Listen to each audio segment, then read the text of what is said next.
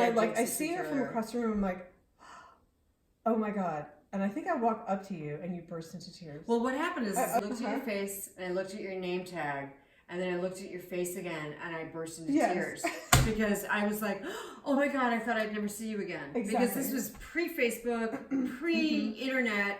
Thanks. Do you think the same? They're like, no, they're like literally tanks. It's like a Dalek.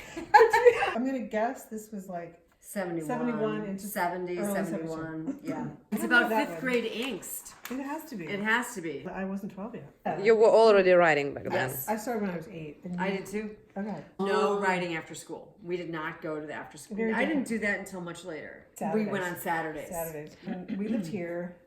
And the barn was like 20 minutes up there, and the guy ran a bus every Saturday. He ran it throughout the entire day. Yes. All the way to like a neighborhood close to the city in Chicago. So parents would bring their kids, and they'd get on the bus, and then they would get their riding lesson. There was like take them back. It was genius. It was absolutely That was a genius. bus taking kids to the barn. He owned the bus. Yeah. We would go as early as we could, and our lessons might not be until like later in the day. And that was my we would go the first. Well, also we would bring carrots. Yes, we would, but we would bring carrots and we would give the horses carrots. We loved horses. We were screwed over with different faces and stuff. Horses. He's weird. Look at his tail. I know, they're like this. We got little feeties. We didn't see this one the other day. This is me. That's definitely a drawing of mine. Yeah. You know. So during the week you would draw this, and then on Saturdays you'll get to go to the barn. We actually got to be with horses. We left Chicago. My dad got a transfer to Pennsylvania, and we left in early 1972. So that's where I know this had to be. I'll just never forget when driving away. Yeah. There was like you and Lynn and maybe one. I bet we ran down the street. Oh, they were on the lawn as we drove away from my house. They were on the lawn crying. Right. And yeah, you probably ran down the street as we drove away. Right. It was terrible. like dogs following, like going, whoa, don't go, don't go. But then, you might write a letter or you make a phone call. And then we just lost touch. By the time you were in high school. You moved out of all your friends. This course was the first thing that you gained? It kind of, because it took me a year. I didn't want to talk to anybody. I was so upset. It took me a year to even agree to do that. Like, it was bad. I was 13 or 14 in that picture. In competing with it, and this horse replaced Edie in your life? And then step by step, you started gaining more horses. Yeah. And Maybe 17, I had 2 by then. Because I had him. He had a problem, and I got a second one. And then we bred her, and then they had a baby, and I had 3. Were your parents helping you? Yeah, they didn't know anything about it, but they bought a property, and they enjoyed it. They enjoyed doing it for 25 years. It was too much for them eventually, so they sold it. It's probably not 10 years ago, but let's say 10 years ago. And then I had to start boarding, and then I ended up buying this. You had a non-equestrian career throughout your life, but you were always had them.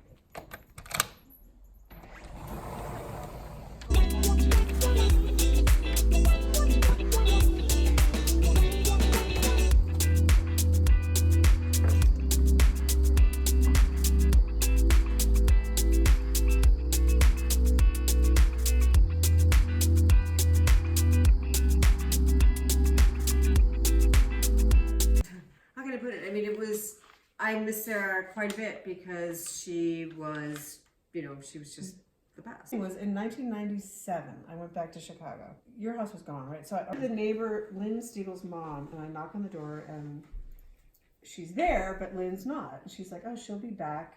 So I leave a note. I'm like, well, give her a note. Have her call me. A couple weeks later, Lynn calls me, and I'm like, she also was a good friend. I haven't talked to you forever. Now it's like into 98. Which would have been the 20-year high school reunion. So Lynn says, why don't you go to the reunion with me as my guest? Because I didn't even go to that high school, but I knew the people from elementary school. It's like, to me, everyone in that room was 12. Graduating class had enormous. 800 people in it. Right. So who's coming? I'm like, Edie, or I don't know if you're married. I don't remember. Yeah, I was married. And I'm like, God, she must be here. And I'm like, where is she? And I'm like, looking around, and I remember you had this like cream or white colored suit on. I had my son 6 weeks earlier, I kid you not. Oh, you did not? I just remember I never thought I would see you again. And that's exactly what she said. And you're like crying. That emotion was just so pure. And I remember that in a way that was just so visceral. It was just like, oh my God, I never thought I'd see you again. Exactly. And I was just like, I was 20 years. I mean, at least, at that point it was 25. Yeah. 25 years since we had seen each other. What was really interesting about going to that reunion, because I didn't go to that high school, what I noticed happening was the elementary school children, who are now adults, or almost, well, they were, they kind of grouped together by the elementary schools, because that's where they bonded the closest. So the 12-year-olds were sitting at the table together, except they're 28 or whatever. It was one of the most fun nights I ever had in my life. Edie, what's happened to you when Sarah moved out? Oh gosh. Did you continue riding horses? I did for a little bit. I mean, I continued probably until I was about 16, I want to say, and then I discovered boys. And then I went to college, and everything was great in college, etc. And then, jobs after college, and then I got married, and then I didn't ride again until I was in my late 40s. And when I went out to Montana, it became an amazing experience. I rode a horse that was he just did everything I asked him to, never took a wrong step, super fun to ride, fast, but also super willing, would do anything you asked him. And we ride galloping across the plains, cross rivers, climb mountains, go up, down, in, out, and sometimes you're doing super teens at a full-on lope, and you're going like switchbacking like you're skiing. And it's a challenging way of riding, and I reconnected with riding there, and then I did that for another 10 years, and then got lucky enough to move out to Las Vegas, where I was able to purchase a horse, and now I own a horse, my first horse, and I'm very happy to actually be a horse owner, but then I still steal away and go up to Montana. And so my husband's like, so let me get this straight. So we moved to Las Vegas so that you could buy a horse, and then you're going away from your horse so you can ride other horses in Montana. And I go, that's exactly right. For me, it was all about thoroughbreds, because before the change over to the European bred horses and the warm bloods, before that change, which I think really took place in the 90s, it was all thoroughbreds. What discipline? Hunters. And then you started to see a Hanoverian. They were like maybe the first ones we saw. In the hunter ring. Yeah. And then like a French, Dutch warm blood. Then we started to see it. It was like, get out. Celle Francais.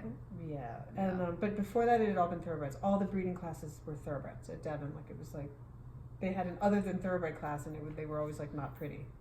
And then it made the switch where the thoroughbreds became less desirable and their values came down. And now you purchased your own farm with a barn where you can have your own horses. Exactly.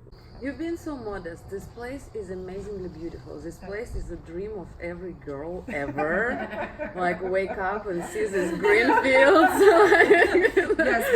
Yes, they want to have, they want to have the husband out there on the tractor doing all the work, and So it's a challenge, but that part of it is a challenge. I think that. So I would think that like night. back then when you and Edie was drawing these horses, You flunked. who would someone known.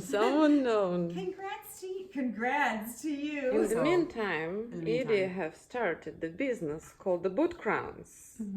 That's where we know her from. exactly. This is an equestrian-related business, right? That Yes, it is. allows you to be in the Allows me equestrian to crowd. be, yes. So even when I'm indoors at a convention center, I'm at least indoors with other horsemen. And when I'm not riding my horse, I get to be. Yes. Isn't it In the because industry. you find the pleasure of spending time with other fellow equestrians? Absolutely. Like two of you found each other Right. Yes.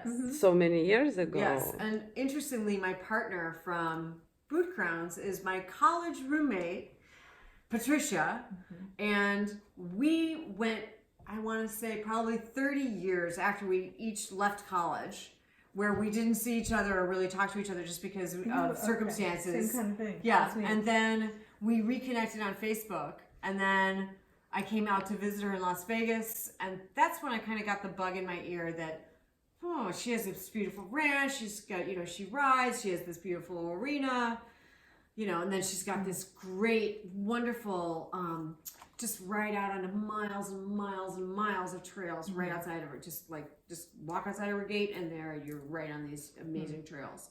So that's where I kind of got a bug in my ear, where that might be something that I would want to do, is ride or come to live in Las Vegas and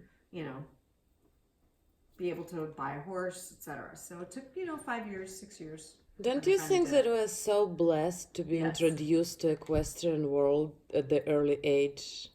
Yes. Oh yeah. Absolutely. Absolutely. To develop friends with a similar passion and to keep changed everything in my life. Horses have changed everything. Oh, absolutely. It totally did.